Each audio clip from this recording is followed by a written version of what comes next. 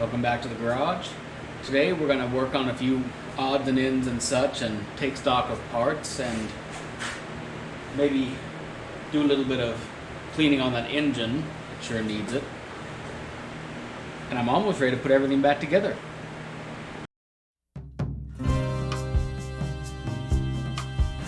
That exhaust manifold has got to go. It's got that big hole in it, so it just fumes up the whole place whenever it runs. Miraculously, I have managed to get the two outside ones broken loose and they're out. That middle one has rounded off. So yeah, that's gonna be a problem. I managed to get the intake sides done. Got the nut on this side, but I got the whole stud on this side, so that'll be interesting. But all of this is for nothing if I can't get that middle one broken loose. And that is easier said than done. Again, I'm kind of rounding off edges right now, and I'm not quite sure how to solve this one. Miraculously and unexpectedly, I was actually able to get this dang valve loose. This is the broken one that just spins and it's stuck internally. Anyway, so I know I bought a replacement for this guy. It's probably up there in the part shelf somewhere. But the biggest hurdle was just getting the thing loose, and it is finally loose. So I'll get that out of there eventually. Very little progress on this, however. I'm in here with a file with the intake covered up, but in here with a file trying to file this thing down to something resembling a 1/2. The thing's actually a 9/16, but with the corners rounded off, I'm hoping I can just get it down to 1/2 so I can get a socket or something hammered onto it and get it out. That's gonna be the big challenge. Well, duh, I just realized there's two more of these to knock loose. So this entire venture here has just turned into a disaster.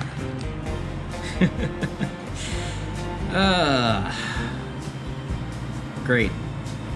You know, before I started trying to get this manifold off, this thing ran.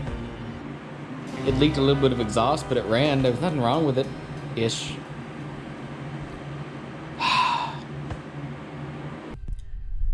Disregard. It finally came loose. It's at least one less problem to worry about. Just two more to go.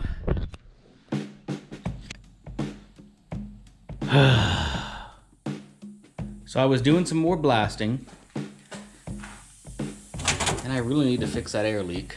I was getting this casting cleaned up. This thing is still hopelessly plugged, but I was thinking about replacing it because there's this little lip here that apparently kind of just centers the bearing race on the output here.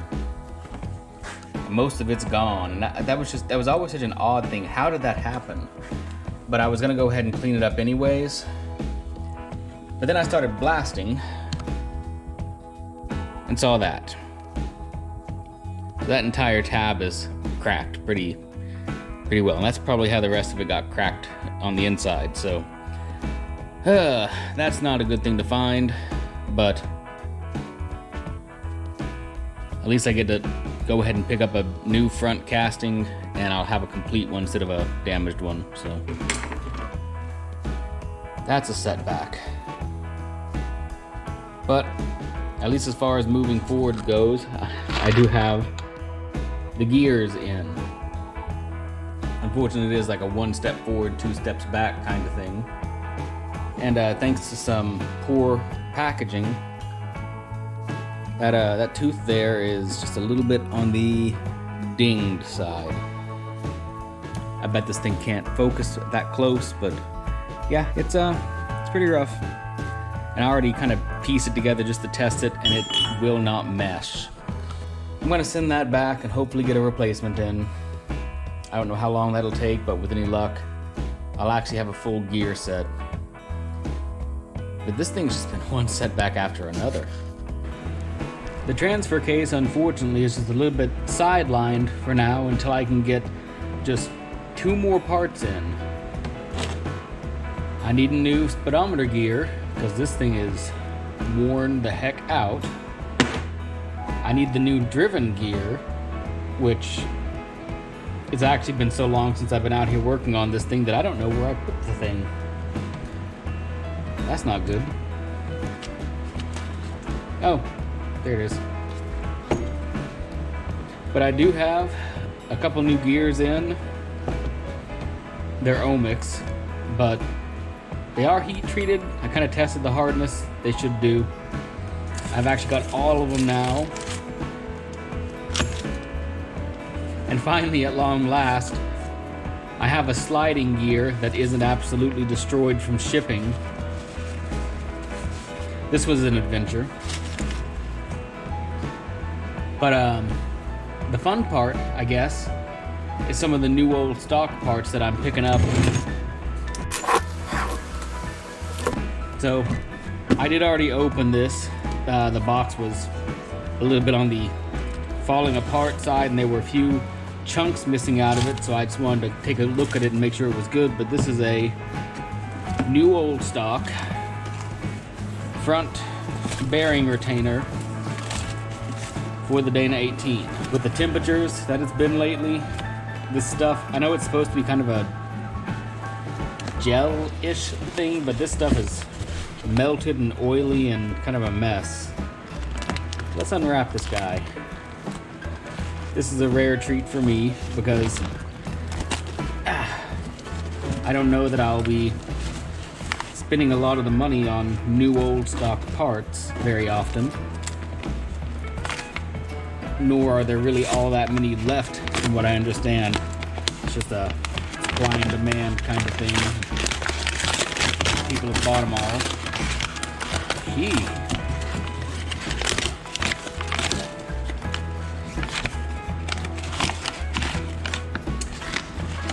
Well, that appears to be what I'm looking for, albeit a little more heavily coated than I was expecting.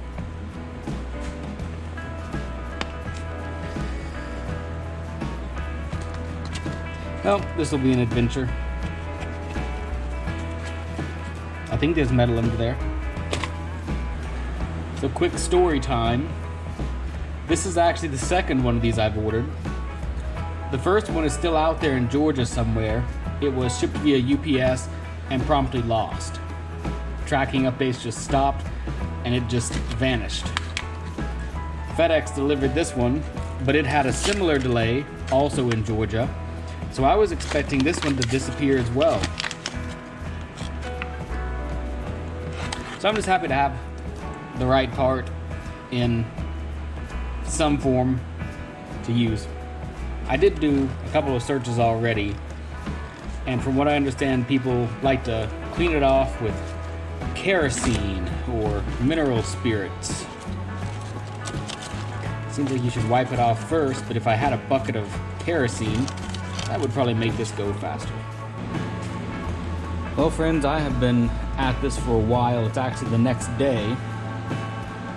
This is unlike anything I've had to clean before. I mean, it was almost like having to go back to scraping all the grease and junk off it like I was before on the old one over here.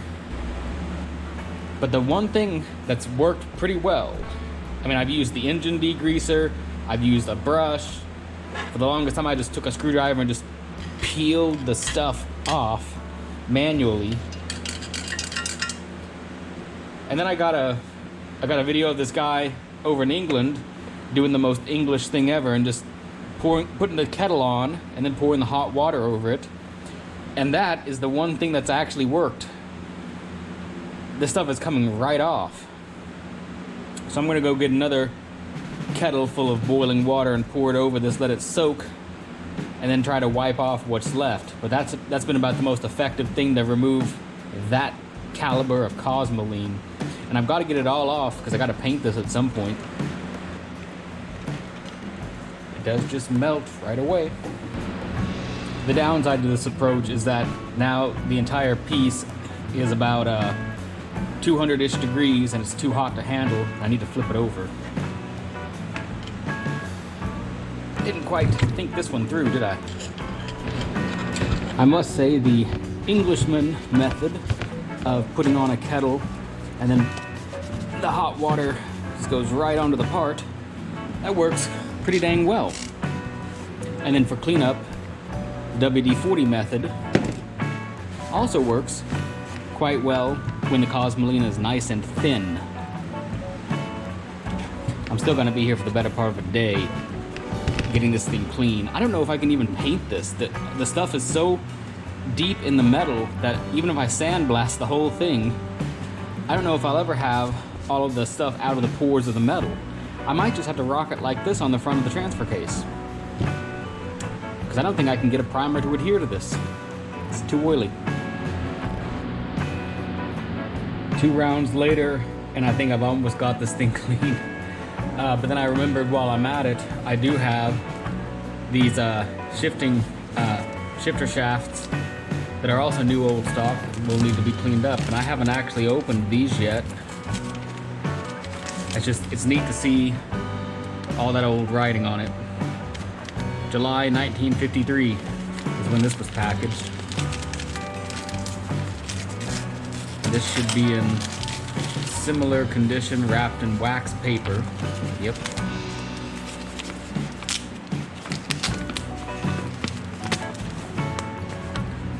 Mint. Covered in a completely sane amount of Cosmoline for now.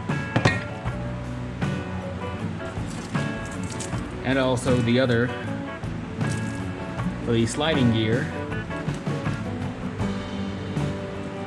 I can't see the year on this one. That's the tape. Paper's just disintegrating.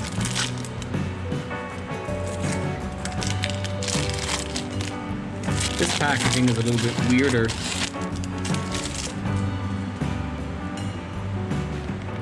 It actually feels like it's covered in paraffin. I think it is. I think this is actually paraffin. I think I can finally see that it was, that's 10 of 52. So 1952 is when this thing was covered in wax.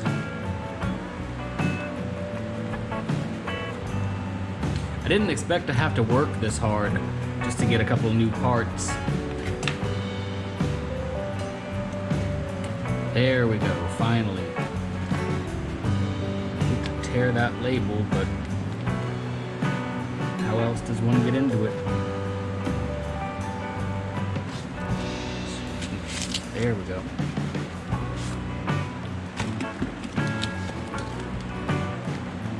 All right.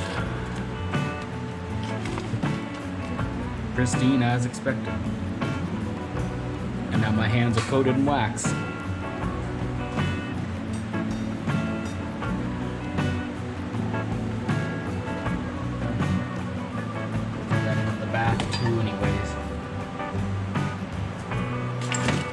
So that was neat.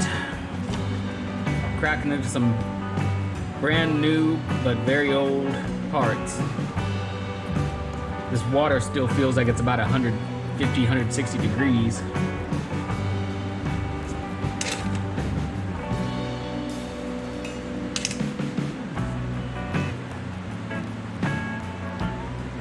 This stuff's not coming off on this one. Not as easily. That sure took a minute to clean up, but here we have it. I'd say that looks a hell of a lot better than what I had.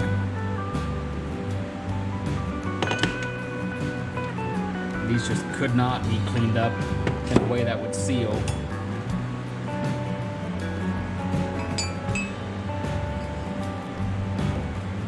It's still just neat to me that these are, like, literally according to the package, 1952. These are 70 years old.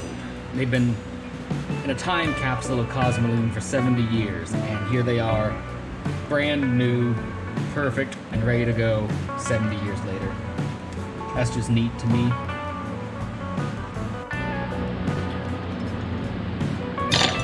Quick trip through the tap and die, and those jacked up breads from long ago are good to go now.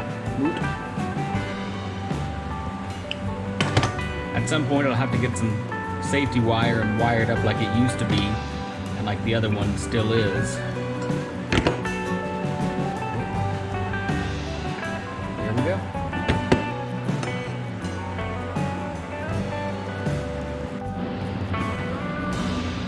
I know this has gotten expensive, but the more I look and compare, I'm really glad I'm replacing this. Look at the enormous amount of wear compared to what it's supposed to look like.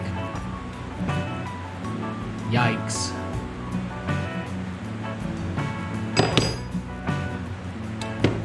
Hopefully these will shift nice and smooth when they're done.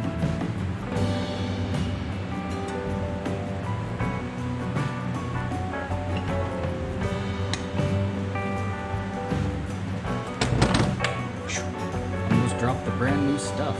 Wow.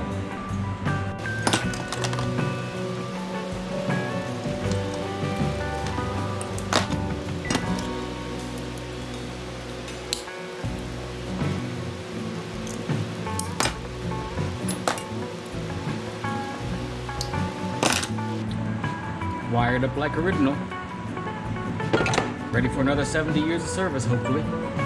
Required a great deal of heat, but I was able to get that little breather off the old casting, paint it up, and put it onto the new one here. Unfortunately, I really don't think I can paint this. It's so, the surface is so oily still. It's in the pores of the metal. So I'll just have this black breather tube that I actually was able to unclog. I mean, dang, there's so much mud in it. But that is about what it'll look like. One unfortunate thing I've discovered as part of this process. So this is the, I guess it's an earlier style casting that has just a pin with a set screw here. And what I received was the new old stock kind of later version of the same casting, and it doesn't have the set screw here. It's actually threaded on this side, so I don't have the right pin for it, and I've had to order the correct pin with a different grease zerk, because again, what I ordered was not right. So I'm stuck with another delay. Still waiting on a speedometer ring gear and the driven gear. I'm gonna have to wait on the correct pin for this. But other than that, I'm ready to go. So thanks for watching. I'm still trying to push forward on this thing despite setbacks. But maybe in the next one I'll have the rest of the parts and we'll get this back together.